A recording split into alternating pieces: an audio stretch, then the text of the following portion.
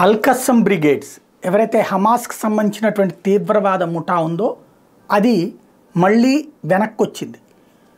ఓ పక్కన ప్రపంచ దేశాల ఒత్తిడి నేపథ్యంలో వాళ్ళందరూ వెనక నుండి చెప్తున్నటువంటిది బందీలందరిని విడిపిస్తాం, ముందు మీరు వెనక్కి పదండి అన్నటువంటిది.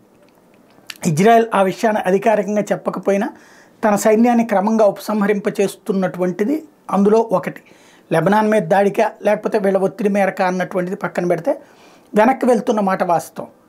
అందులో మొట్టమొదట రెగ్యులర్ సైన్యం బెటాలియన్ వెళ్ళిపోయినాయి. ఆ తర్వాతన తాజాగా సొరంగాల్ని తవ్వేటటువంటి బ్యాచ్ వెళ్ళిపోయింది, డాగ్ స్క్వాడు వెళ్ళిపోయింది. 1 by 1 వెళ్తూ ఉన్నారు.